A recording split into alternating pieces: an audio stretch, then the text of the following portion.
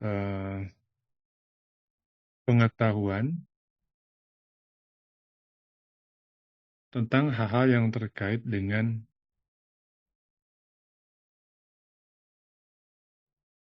warga negara. Jadi maksudnya hal terkait dengan warga negara itu apa? Ya sebagai contoh misalnya hak dan kewajiban, begitu ya.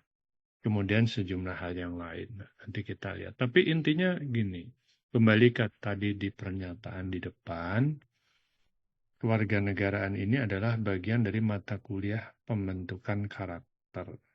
Gitu ya. Jadi artinya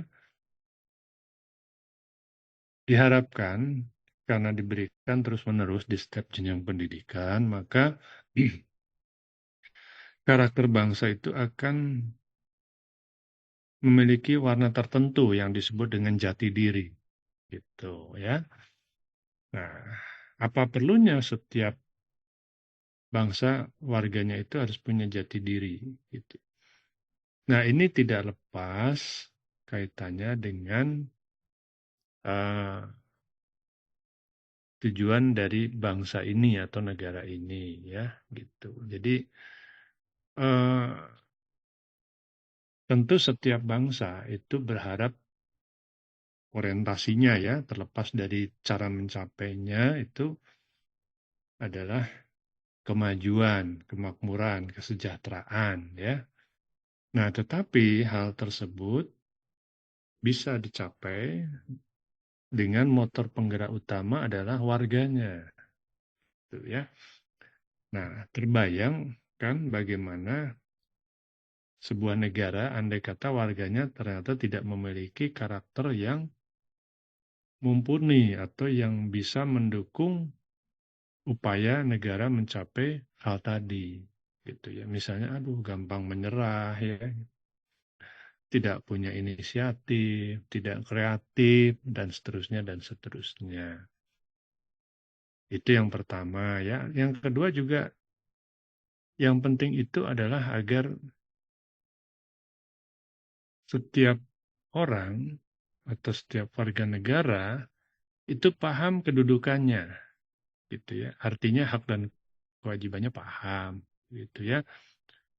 Norma yang berlaku paham dan seterusnya dan seterusnya. Jadi dengan demikian nanti itu warga negara Indonesia itu akan memiliki karakter yang khas dan itu nanti yang menjadi jati diri. Jati diri itu sebenarnya mirip identitas. Kayak orang Jepang itu kan jati dirinya adalah bangsa yang bekerja keras, tekun, tertib, rajin. Nah, gitu ya. Cermat. Kenapa? Karena coba kita lihat ya, budaya mereka mengantri. Kalau di suatu kegiatan mereka rapih ya, sebelum selesai atau pada saat selesai, membereskan tempat, tidak meninggalkan sampah, dan seterusnya. Nah, itu jati diri ya, khas kan gitu. Kalau orang lain, contohnya Amerika Serikat, terbuka ya, bebas menyatakan pendapat walaupun kadang-kadang membuat panas kuping. Nah, itu seperti itu contohnya. Nah, bangsa Indonesia itu memang punya warna-warna yang khas ya, sopan, senyum, tapi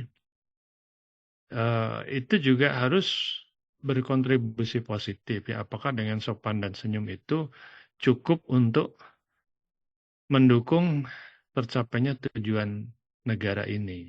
Gitu ya. Harapan negara, bangsa kan tadi sudah disebutkan ya. Kalau kita itu visinya adalah masyarakat adil dan makmur ya. Itu. Nah, bagaimana nanti upaya mencapainya? Ada tahapan pembangunannya atau tahap untuk menuju ke sana. Tapi siapa pelaksananya? Oleh karena itu, tadi kembali pada pernyataan sebelumnya, eh, penting bagi kita semua untuk memastikan bahwa setiap warga negara Indonesia itu memiliki karakter yang kuat ya. Nah, itu kira-kira. Jadi saya tidak urut ya memberikan PowerPoint ini. Saya Ya, jadi kalau bahasa bukunya seperti ini ya. Jadi nanti diharapkan pendidikan kewarganegaraan ini menghasilkan manusia yang berharkat, bermartabat, bermoral, dan memiliki jati diri, ya, tuh. Serta karakter tangguh dalam sikap mental, daya pikir maupun daya cipta. Jadi ada tiga dimensi ya, itu sikap mental, daya pikir maupun daya cipta. Itu yang penting ya. Nah, sekarang ini mungkin perkembangan kronologi ini tidak perlu ya. Nih, metode pembelajaran juga. Tidak yang slide 12 mungkin yang penting ya. Nah, ini.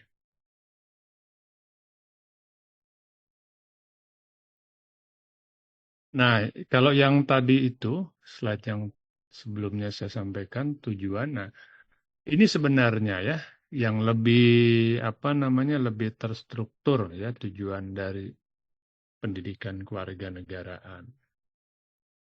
Nah, lihat ya. Jadi lihat di sini merahnya kurang oke ya.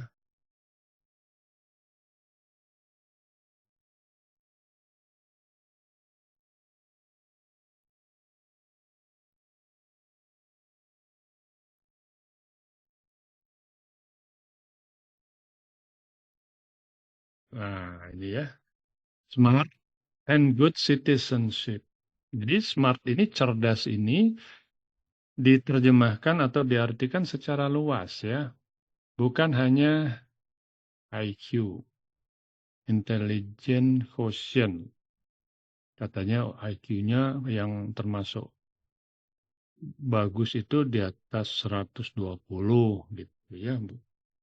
Ya itu oke, tapi juga kita harus punya kecerdasan emosional ya.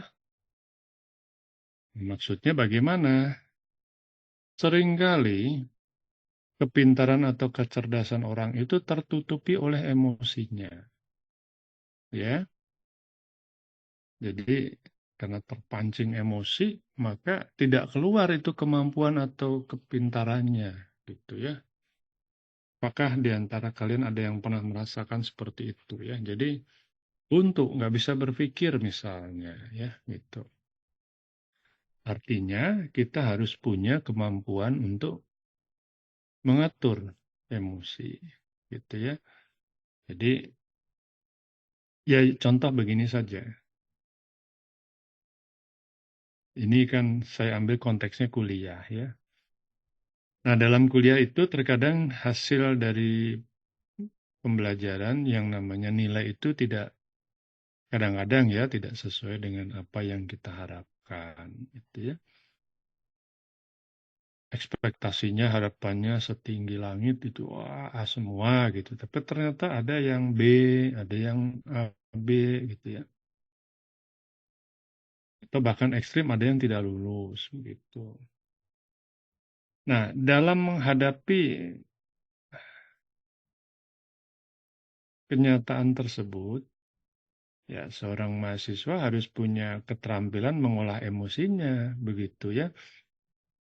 Bukan berarti kalau kita memang harus punya target yang tinggi, namun kemudian dihadapkan pada kenyataan tadi ternyata seperti itu, lalu terus udahlah, buat apa lagi ini ya gitu. Atau lalu apa mengalami eh, demotivasi gitu. Nah, itu menunjukkan bahwa kita tidak bisa mengolah emosi ya gitu. Jadi emosi itu bukan hanya marah-marah ya begitu ya. Artinya bagaimana mengolah psikis kita itu termasuk kecerdasan emosi gitu ya. Apa sikap atau upaya yang harus kita lakukan bukan mengantisipasi ya, menyikapi hal tadi. Ya kita harus introspeksi misalnya gitu kan ya. Jadi kenapa ya saya kok tidak maksimal? Sehingga memang kita itu perlu terbuka, bukan hanya terhadap orang lain ya, tapi bahkan terlebih dahulu kepada diri sendiri. Dan umumnya kita tidak objektif dalam menilai diri sendiri. Ya, betul? Coba ya pikirkan. Jadi kadang-kadang kita menganggap kita itu sudah benar atau dalam posisi yang benar atau paling benar gitu. Nah, supaya objektif ya cari parameternya atau ukuran objektifnya gitu ya. Baru nanti kita evaluasi, oh ternyata poinnya ini kurangnya saya. Lalu rencanakan upaya untuk meningkatkan atau mengatasi kelemahan itu. Nah, itu adalah ini ya, begitu. Nah, tetapi sebagai makhluk hidup, manusia ya, insan yang diciptakan oleh Tuhan, oleh Allah, kita juga harus sadar bahwa ada yang menjadi penentu akhir ya, gitu. Yaitu yang menciptakan kita.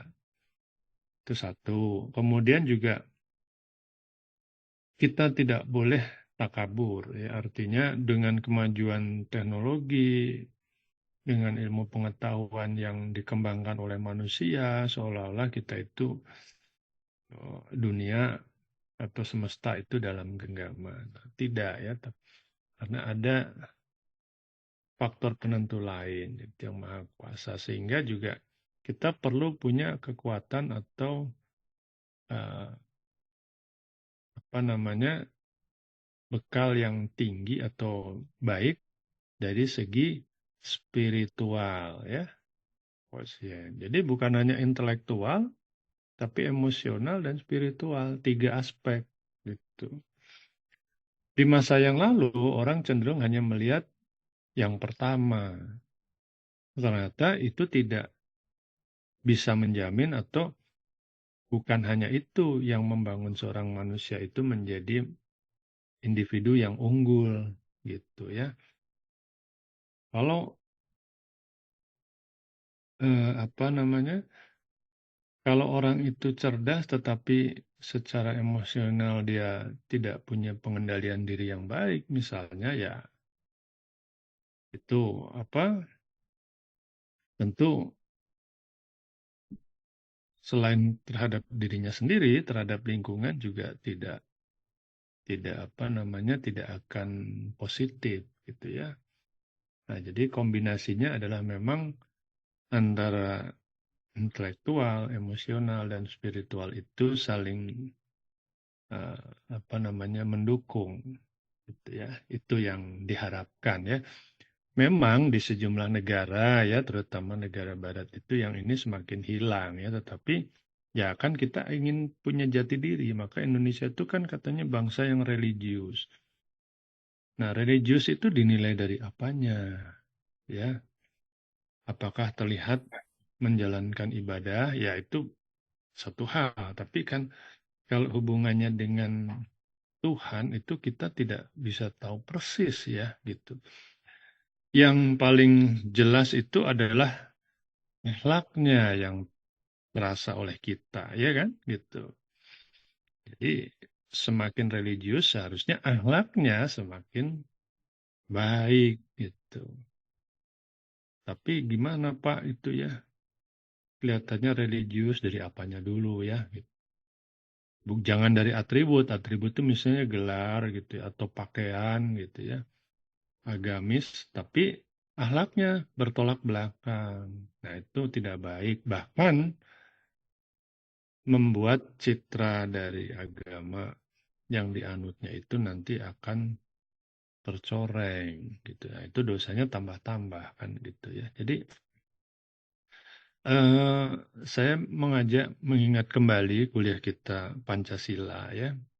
Tuhanan Yang Maha Esa itu harus dijabarkan. Pertama kan kita wajib menganut agama dan seterusnya dan seterusnya. Tetapi intinya agamis itu kalau saya ya itu ya yang terutama sekali dilihat dari akhlaknya kan gitu ya. Dan kaidah agama itu akan terbaca di situ ya, diterapkan atau tidak. Jadi kalau mau korupsi ya Bukan takut sama aturan gitu ya, tapi takut sama yang maha melihat, maha mendengar. Nah, kan itu seperti itu ya contohnya. Nah, jadi smart itu seperti itu jabarannya ya.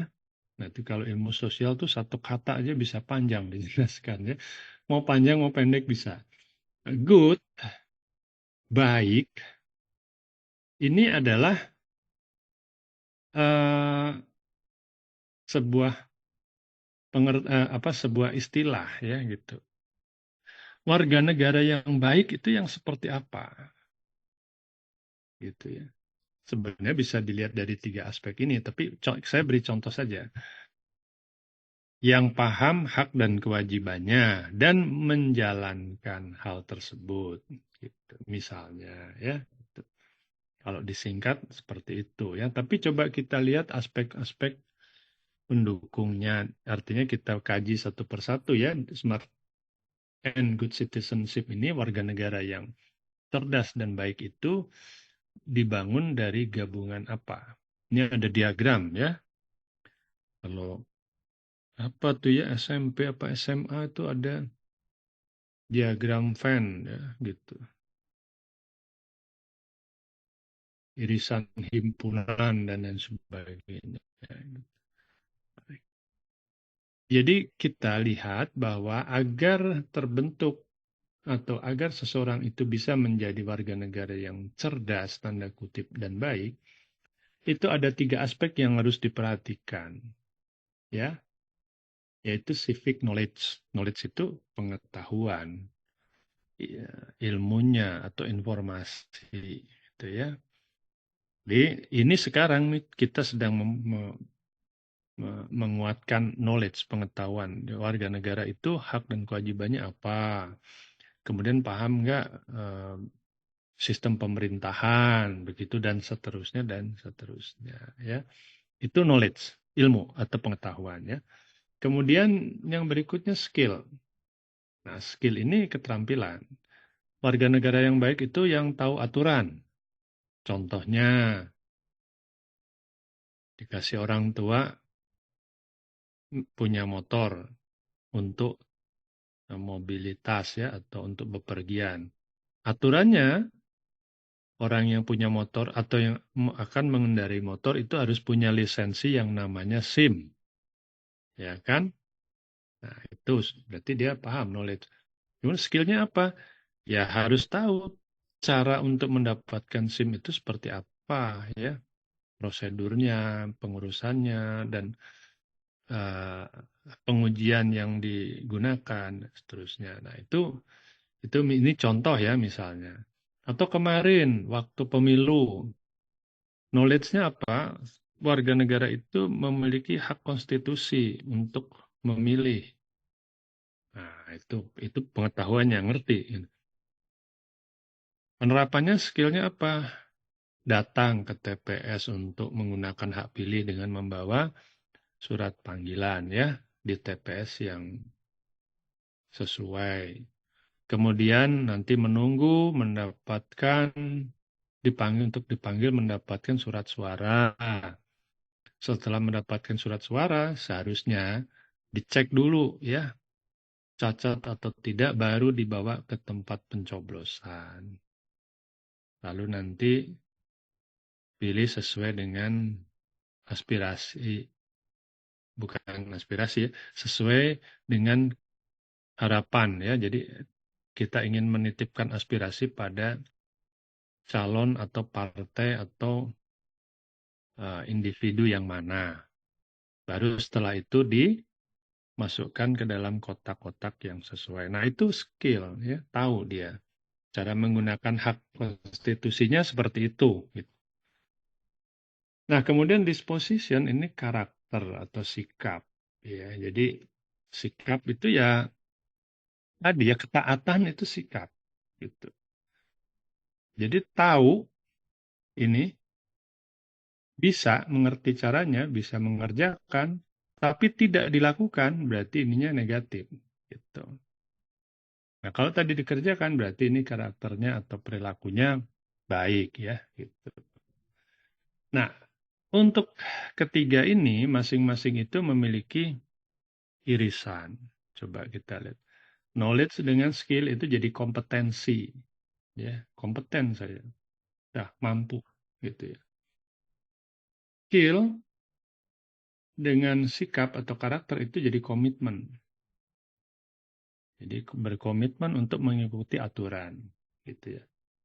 Punya pengetahuan, ya, kemudian punya karakter yang baik itu nanti akan membentuk rasa percaya diri. Karena saya yakin saya ngerti kok. Nah, gitu ya. Dan ini semua nanti yang akan membentuk seseorang menjadi smart and good citizenship tadi yang saya bilang. Gitu ya. Jadi itu kira-kira seperti itu.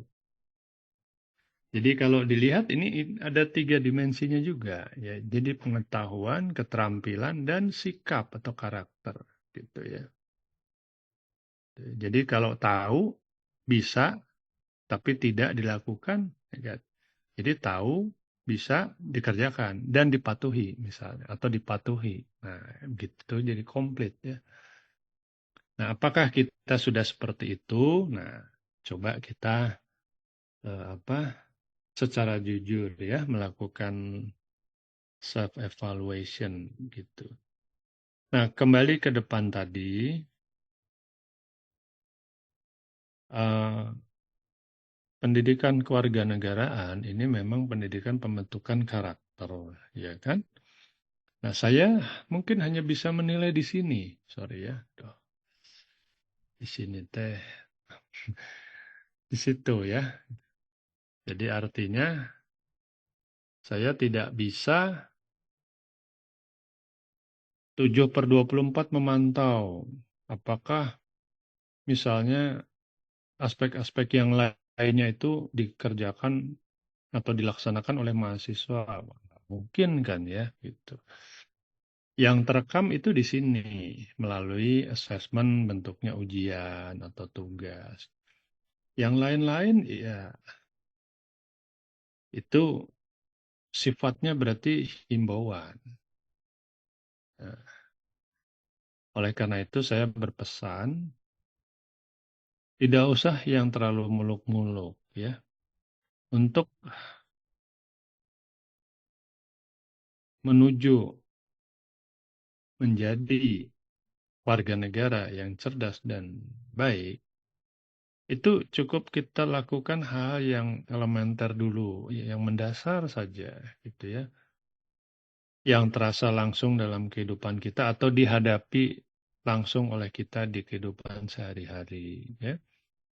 Tertib, berlalu lintas. Ini seperti mengajarkan bukan mahasiswa, tapi faktanya ternyata harus, begitu ya. Logikanya seharusnya ini kan diajarkan di sekolah dasar misalnya. Tapi ya lihat sendiri ya di jalan itu mungkin semuanya bisa lihat ya mau tua mau muda nggak peduli ya gitu. Jadi jalan seperti punya dirinya sendiri gitu dan toleransinya juga semakin rendah ya. Sebentar, lampu dari merah, oranye baru sebentar aja hijau, udah klakson bunyi gitu ya. Nanti itu lama-lama kayak kalau bahasa anak muda tuh kayak di Vrindavan gitu ya. Vrindavan itu katanya, itu katanya kalau di YouTube itu sebentar-sebentar bunyi klakson gitu ya. Nah, kan kita tidak ingin ya seperti itu. Coba misalnya seperti itu. Ya kalau itu ada titipan pesan sponsor ini taat membayar pajak, tapi ya untuk hal itu saya ya memang kita harus bayar pajak. Saya mungkin yang sudah bekerja kalian juga akan isi SPT gitu ya. Tapi saya kadang-kadang sedihnya itu eh,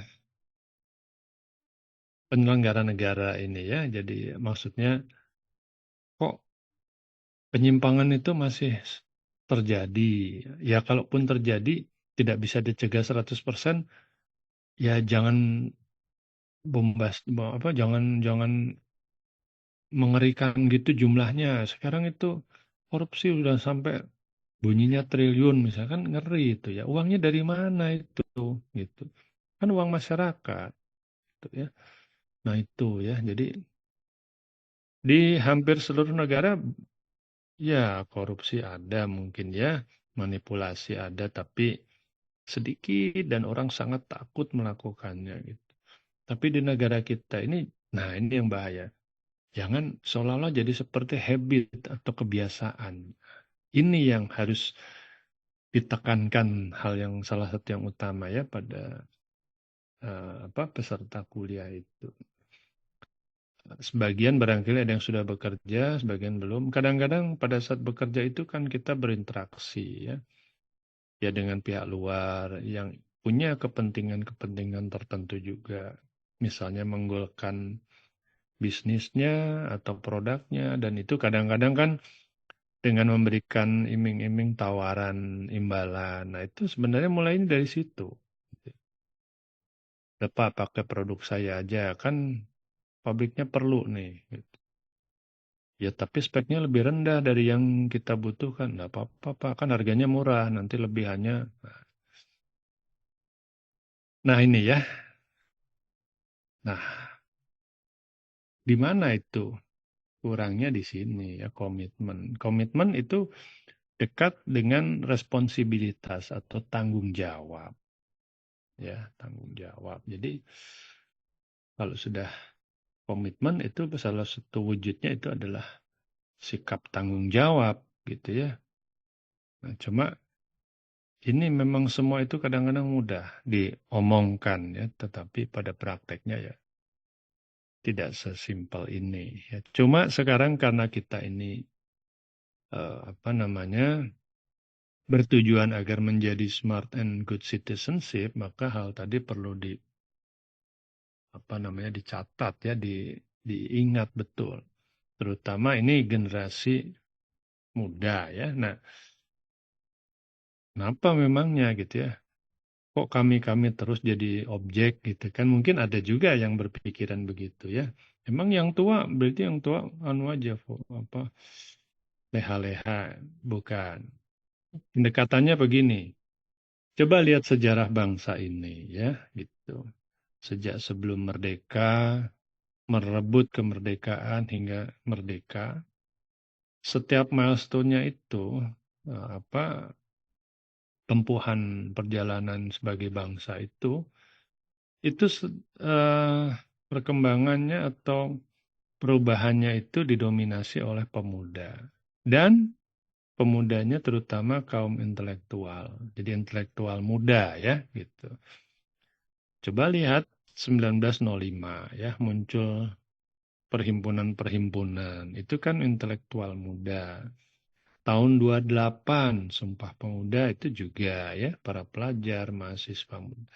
Tahun 45 juga ya, para tokoh-tokoh penggeraknya itu orang muda yang punya pendidikan yang kebetulan lebih baik dari orang-orang muda lainnya di Indonesia ya, bahkan ada yang sampai lulusannya di Belanda misalnya, contohnya Bung Hatta gitu dan lain-lain.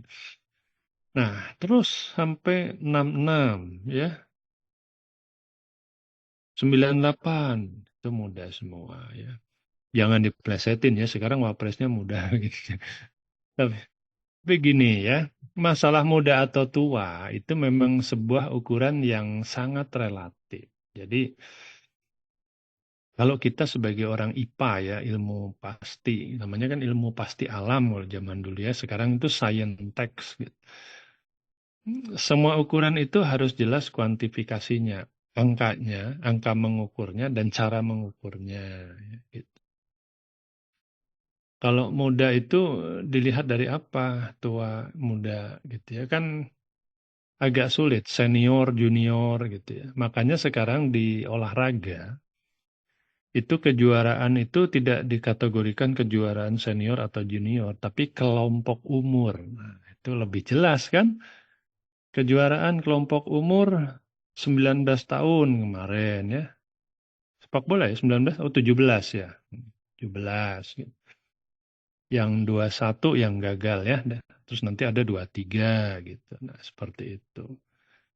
Tapi ngomong-ngomong masalah muda, tadi kan saya bilang tahun 45 itu dimotori oleh para pemuda. Waktu itu Panglima Angkatan Bersenjatanya itu Jenderal Sudirman. Usianya belum sampai 35 ya. Terus tokoh-tokoh lain yang mungkin kalian juga pernah dengar, yang paling populer mungkin Pak Harto ya, pernah jadi presiden, itu pernah menjadi komandan di daerah Jogja, itu umurnya 28, 27, 28. Dan seterusnya banyak lah ya contohnya gitu. Jadi ya memang harus diberikan ruang ya untuk orang muda yang jiwanya masih dinamis tapi tetap disupport dari belakang itu dalam bentuk nasihat, supervisi ya saran oleh yang lebih senior gitu. Karena ya kalau muda itu kan dinamis dan ingin cepat sehingga kadang-kadang perhitungannya juga mungkin apa bukan perhitungan barangkali analisisnya ya ketajaman analisisnya itu kan belum atau bukan belum tapi memang karena era usianya itu tidak tidak dalam biasanya ya gitu karena kecepatannya itu gitu. Kalau yang tua itu gerakannya lamban jadi mikirnya yang lama gitu. Karena mikirnya lama jadi analisisnya tajam. Nah, kira-kira gitu ya. Ya, saya tidak ingin mengkaitkan dengan kontestasi yang baru saja kita lewati, tapi ya saya melihat memang ruang untuk pemuda itu bukan hanya di pemerintahan ya, di aspek-aspek lain itu juga perlu dibuka gitu. Nah, tapi di zaman sekarang ini di Indonesia ada tren juga gitu ya, bahwa apa usia produktif itu kan kalau ukurannya adalah usia pensiun itu 58, tapi banyak yang pensiun 58. Jadi ngomong-ngomong saya umurnya 58 ya, jadi biar jangan dikira apa gitu. Banyak yang merasa 58 itu masih produktif ya sampai 60-an ya. Ya itu tergantung kalau bagi saya tergantung lingkup tugasnya ya gitu. Kalau lingkup tugasnya lebih banyak yang bersifat fisik saya kira sudah give up lah ya sudah menyerah itu 58 ya. Tapi kalau yang lebih ke arah pemikiran gitu ya kerjanya lebih ke arah kerja apa ya itu soft gitu ya. Mungkin itu bisa ya gitu. Seperti jadi dosen gitu ya masih bisa karena maka dari itu usia pensiun dosen itu 65 tahun gitu ya.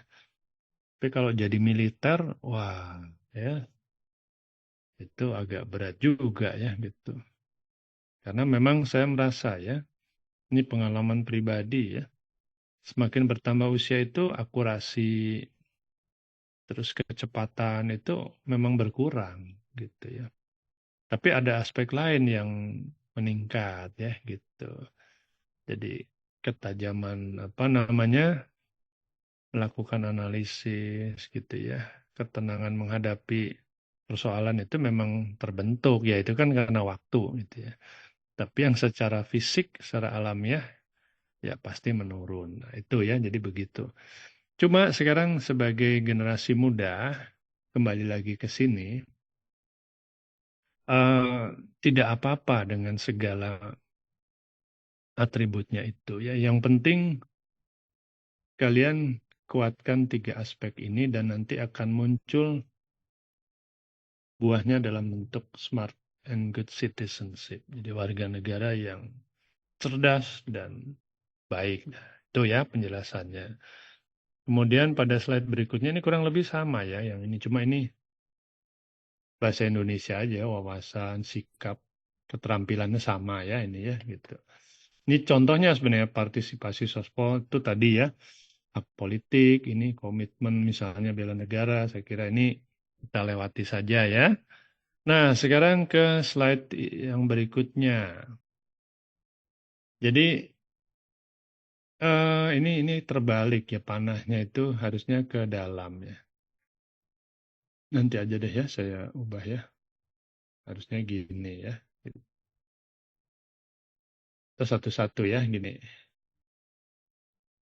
Nah, ini agar mahasiswa itu bisa atau memberikan kontribusi positif pada kemajuan negara, ya, itu yang jelas yang pertama itu setiap orang, setiap mahasiswa, ya. Ya bukan mahasiswa aja, semua orang itu harus punya visi dan misi yang jelas dalam hidupnya. Ya, ini penting. Kadang-kadang diabaikan. Pertanyaan sederhana ini mungkin kadang-kadang ada yang susah menjawab atau dijawab dengan asal. Nanti apa sih tujuan hidup kamu? Gitu ya. Atau bukan nanti ya, sekarang apa tujuan hidupmu? Atau dalam 10 tahun lagi ingin apa yang dicapai? Nah, itu tidak terbayang, tidak terencana gitu. Artinya visi itu kan pandangan jauh ke depan, ya. Dan itu menjadi, saya pernah diarahkan, ya, maksudnya dibimbing oleh guru BP. Jadi bukan nakal, tapi waktu itu kelasnya kosong, terus tidak bisa dimajukan pelajaran yang lain, jadi diisi guru BP. Gurunya nanya, coba tulis, waktu SMA ya, berarti berapa puluh tahun yang lalu. Coba tulis apa cita-citamu, gitu ya. Saya bengong gitu kan, terus datang dia. Ini ya saya udah pokoknya jalan saja Bu gitu. Nah itu tidak boleh kata beliau itu ya. Coba nggak apa-apa tulis saja poin-poinnya apa yang diinginkan gitu. Ya saya tulis saja. Diterima karena stres kan ingin masuk perguruan tinggi negeri terkemuka gitu. Tulis. Kalau setelah diterima gimana? Lulus kan. Setelah lulus gimana? Mendapat pekerjaan yang layak gitu. Setelah itu berkeluarga gitu dan seterusnya. Ya sudah itu oke nggak apa-apa lah walaupun katanya ya visinya itu tanda kutip ya sederhana gitu ya umum tapi tetap boleh dan harus punya semua orang.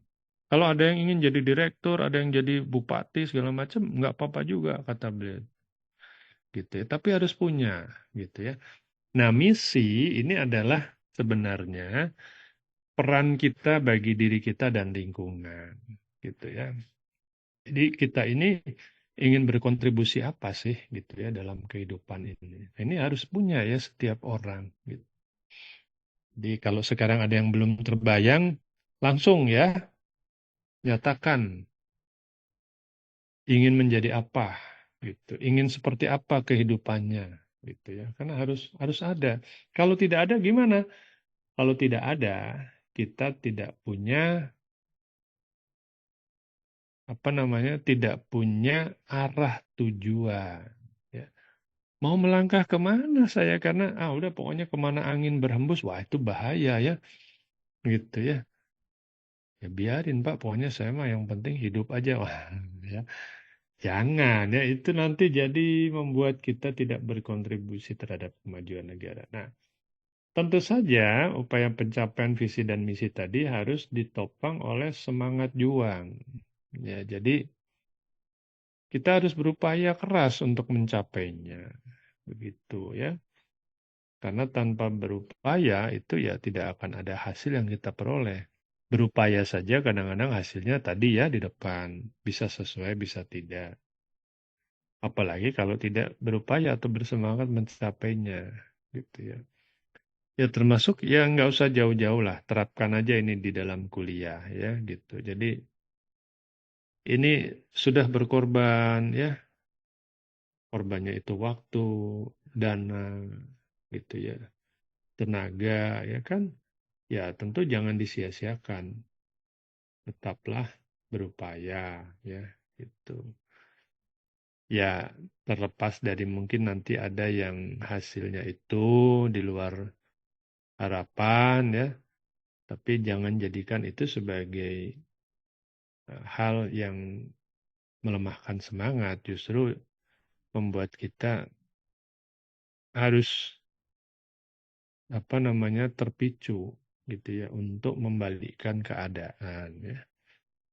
Ya ini saya bisa bicara seperti ini kan karena sudah mengalami lebih dulu ya dari kalian. Jadi memang ada bagusnya juga ya mata kuliah seperti ini itu diajar yang sudah tua-tua gitu ya. Jadi bisa cerita apa yang pernah dialami. Saya tuh kuliah S1 tuh tidak dilalui dengan mulus ya gitu ya. Pertama karena kesalahan saya sendiri, kedua tanpa bermaksud menyalahkan juga saya waktu itu sempat aktif dalam kegiatan kemahasiswaan gitu. Ya tapi saya tidak sesali itu, terutama kegiatan kemahasiswaannya ya gitu. Cuma intinya adalah hal tersebut membuat saya jadi mengambil hikmahnya, jadi lebih dewasa ya gitu. Jadi bukan IQ-nya, EQ-nya yang berkembang. Kalau IQ itu ya bagaimana sudah lulus tes perguruan tinggi negeri seperti itu kan ya secara rata-rata pasti sudah terpenuhi lah ya gitu. Dulu saya sempat mungkin shock juga kan ya, culture shock gitu. Kan. Kiri kanan depan belakang tuh orang pinter semua ini teman-teman saya. Wah gimana nih saya, nah itu salah saya ya gitu. Karena tidak punya confidence atau kepercayaan diri. Mungkin karena itu saya jadi sempat lari untuk, tapi ya sudah ya. Artinya akhirnya saya ambil hikmahnya. Terus kalau organisasi juga ternyata itu diapresiasi. Dirasakannya waktu interview cari pekerjaan. Kalau ketemu senior, oh kamu dulu yang bikin pameran, kamu yang ini. Nah, ya. Tapi kan tetap ingat kembali saya bahwa saya datang ini jauh-jauh tujuan utamanya adalah menyelesaikan kuliah. Untung ya, ingat. Jadi semangat lagi. Nah, supaya semangat terus itu memang harus punya motivasi. Yang ini ya, motivasi nih gitu. Motivasi itu apa sih sebenarnya? Kalau bahasa sederhana psikologinya itu adalah pendorong ya yang memunculkan perilaku tertentu pada seseorang. Ada dorongan. Nah, itu dorongan itu disebut motivasi ya. Munculnya perilakunya apa? Semangat dia belajar gitu. Nah, saya waktu itu yang memotivasi saya itu sederhana. Satu, takut di DO gitu ya. Kedua, kalau DO nanti takut membuat malu kenalan-kenal keluarga dulu lah ya dan orang-orang yang saya kenal. Yang ketiga nanti aduh saya bingung cari sekolah di mana lagi gitu ya. Jadi karena sekolah negeri dulu murah sekali ya gitu. Jauh lah dari sekolah swasta. Kalau sekarang ya sama aja ya. Sehingga itu dorongan atau motivasi yang membuat saya menjadi semangat lagi untuk berjuang agar bisa selesai gitu ya. Itu ya, itu contohnya motivasi ya. Nah, kemudian inovatif. Ya, inovatif itu kadang-kadang kita harus berpikir hal yang di luar, bukan di luar norma, tapi hal-hal yang di luar kebiasaan sehari-hari gitu ya. Jadi inovatif dan kreativitas itu memang dekat sekali ya gitu. Tapi kalau inovasi itu memang kaitannya dengan hal baru ya. Kalau kreativitas itu hal yang lama tapi didekati atau dikerjakan dengan cara-cara yang baru. Nah, itu kreatif gitu ya. Nah, ini biasanya muncul dua hal ini ya, saya terangkan sekaligus saja gitu ya.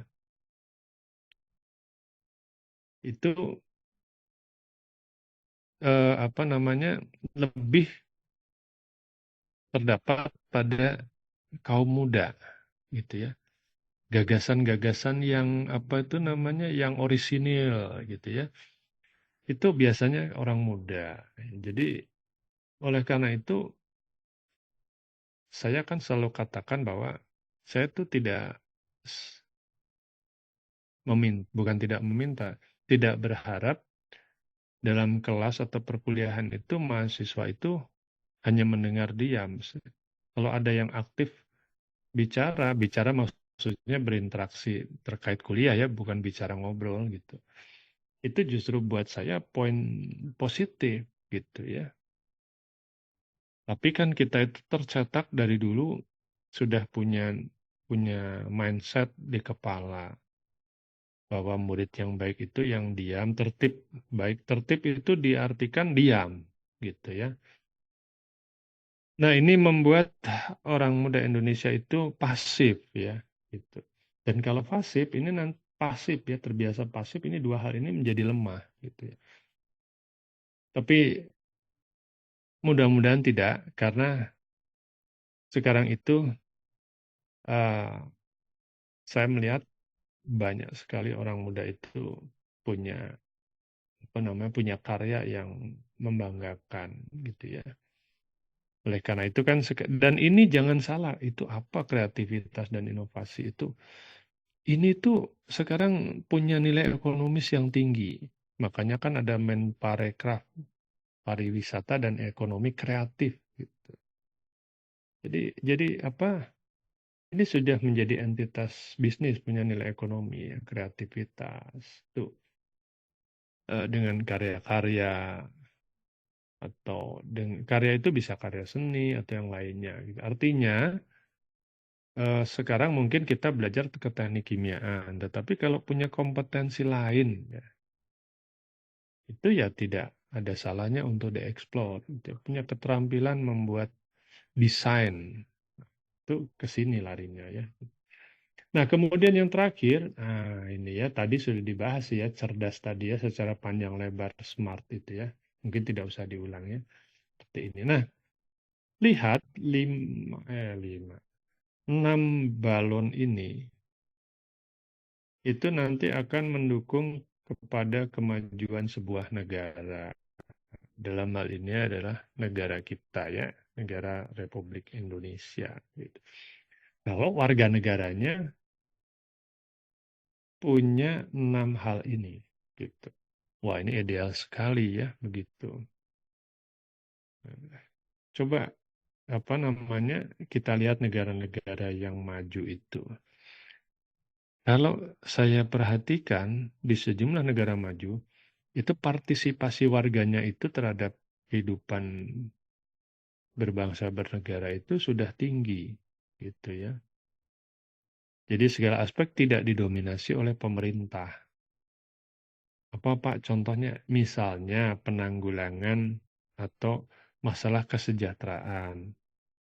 Bagaimana menghandle orang-orang yang kehidupannya itu memprihatinkan ya. Di kita ada dinas sosial, Kementerian Sosial ada ya, Kemensos memberikan bantuan. Sekarang itu BLT BLT gitu. Di negara maju itu ada mungkin ya pemerintahnya ya, tapi tidak secara khusus dan nanti ada lembaga-lembaga ya, lembaga swadaya masyarakat itu yang disebut LSM itu. Jadi memberikan makan gratis. Kemarin ada yang janji ya makan siang gratis. Nah, kalau di negara lain tuh ada gitu ya. Pemerintahnya memberikan apa? Memberikan jaminan sosial. Jadi bagi yang unemployed, yang tidak bekerja, itu dapat uang jaminan sosial per bulan minimal cukup untuk menyewa eh, rumah ya atau apartemen sederhana. Sambil contoh di Amerika ya, itu kalau dirupiahkan tuh orang yang tercatat dapat jaminan sosial, tidak bekerja karena di PHK gitu ya, itu dapat uang setara 30 juta rupiah gitu. Dengan harapan dia minimal bisa sewa rumah. Kalau makannya nanti ada tempat-tempat yang itu masyarakat menyediakan makan gratis gitu ya. Tapi faktanya tetap aja di gelandangan banyak. Itu coba lihat di YouTube ya. Jadi di Amerika tuh tidak semuanya seperti apa yang ada di film gitu. Wah, bau kotoran gitu ya di trotoarnya gitu. Loh, padahal tadi sudah ada uang untuk nyewa. Kok orang-orang masih ada gelandangan? Karena masalahnya ada yang disebut dengan ini ya.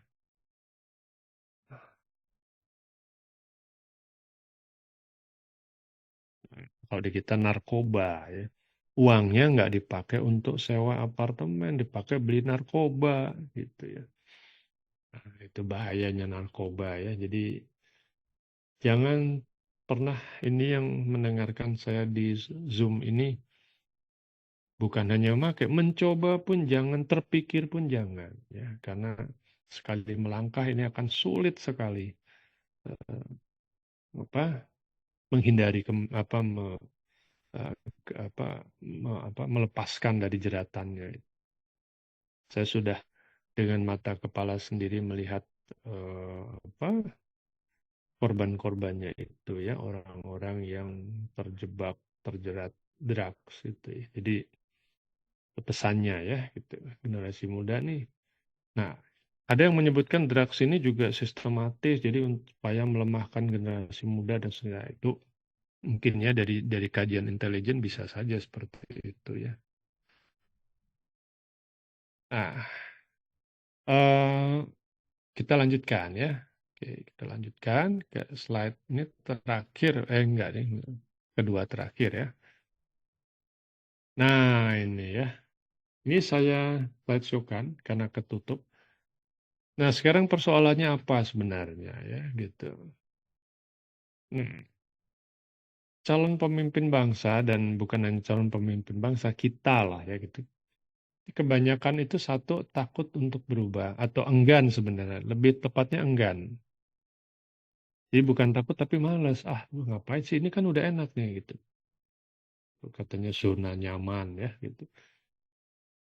Jadi tidak mau keluar dari zona nyaman. Udah enak lah sekarang. Padahal orang lain berkembang, kita tetap aja di situ. Kenapa? Udah enak, gitu.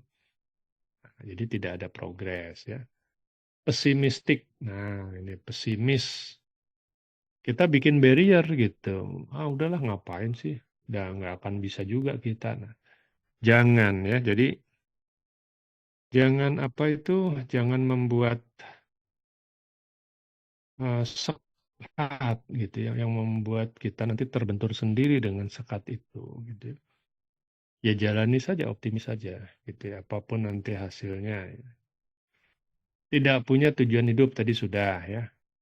Tidak visioner ini juga tadi, ya. Jadi ini dua hal ini sama, ya. Nah, ini nggak usah mungkinnya takutan berlebihan nggak. Mungkin dua yang bawah, ya, gitu. Meningkatnya etnisitas organisasi. Jadi organisasi itu semakin eksklusif. Dan karena eksklusifnya tujuannya menjadi sempit, gitu, ya, hanya untuk kepentingan kelompoknya itu saja, gitu. Itu yang perlu kita cermati, ya, situasinya sekarang adalah seperti itu. Apa?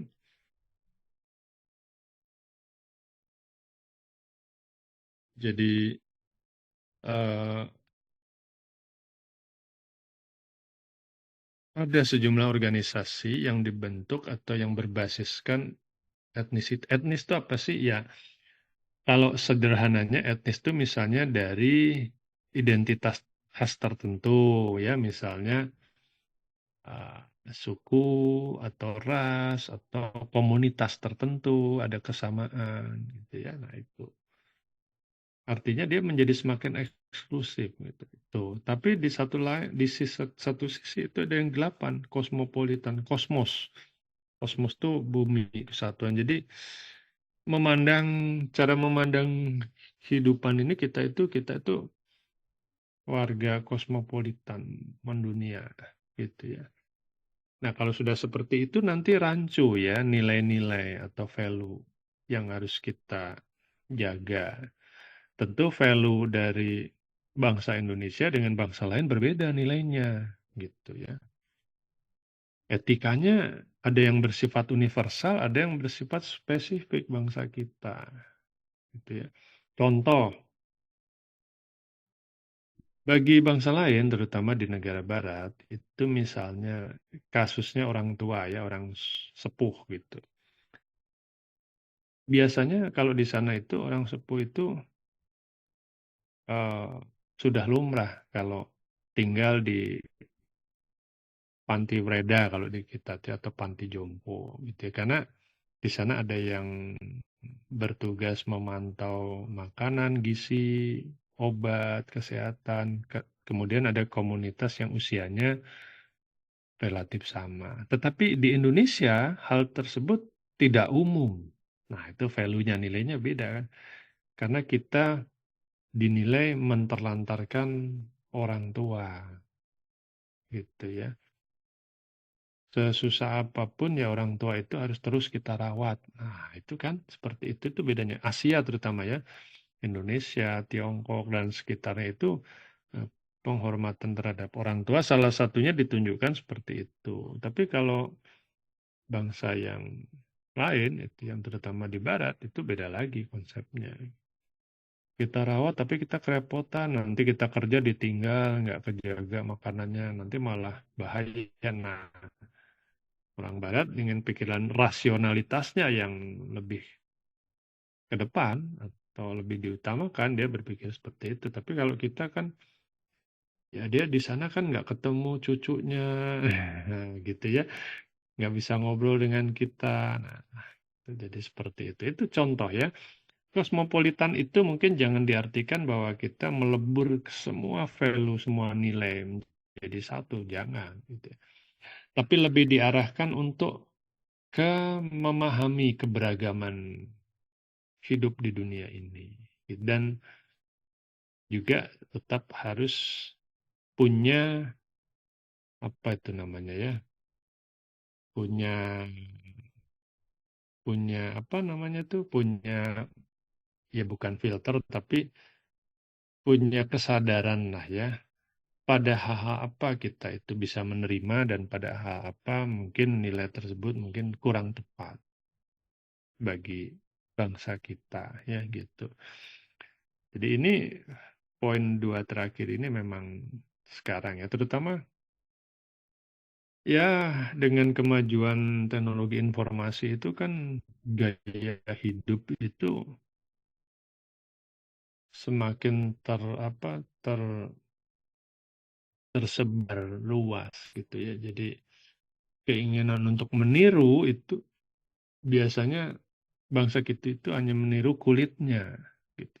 Contoh kita Korea, Korea ditiru K-popnya, tapi etos kerja keras Koreanya luput atau tidak ditiru gitu ya. Jadi bangsa Korea itu sangat keras ya kerjanya dan kulturnya. Bahkan kalau olahraga itu seorang pelatih menempeleng pemainnya itu biasa gitu. Tapi di kita, waduh itu nanti bisa viral ya gitu. Itu contohnya ya. Nah, kita lanjutkan. Ini slide terakhir. Itu mentalitas ya, oke. Slide terakhir. Nah, ini karakter. Jadi karakter konsep itu kira-kira begini ya. Ini pertama tanamkan dulu di dalam pikiran kita ya. Sikap-sikap yang 3 poin tadi itu ya. Sikap, harus paham dulu gitu ya. Harus mengerti aturan, lalu tahu, terampil, kemudian nanti punya komitmen atau punya karakter untuk menjalankan. Nah, ini jalankan di sini. Jadi pertama-tama harus ada di pikiran kita, oh kita harus tertib, terapkan itu. Kalau sudah diterapkan secara konsisten, itu jadi habit atau kebiasaan. Dan kalau kebiasaan ini bertahan, itu jadi karakter. Dia karakternya disiplin itu. 5 jam sebelum kuliah dia sudah nongkrong di dalam kelas misalnya ini ya, bercanda nih apa dibikin ekstrim ini kan, karena terus-terusan dia 5 jam itu setiap mau kuliah, enggak lah gini. Misalnya itu dulu ada almarhum saya punya kenal, sebelum azan sholat zuhur 15 menit itu beliau sudah menuju wah itu habit lama, oh kita karakterisasi beliau itu sangat apa sangat komit dalam menjalankan ibadahnya. Dan itu nanti membentuk kepribadian serta jati diri. Begitu ya. Jadi sekali lagi pesan terakhir sebelum saya tutup, di dalam mindset atau pikiran kita, pertama terapkan atau tanamkan prinsip-prinsip idealisme itu.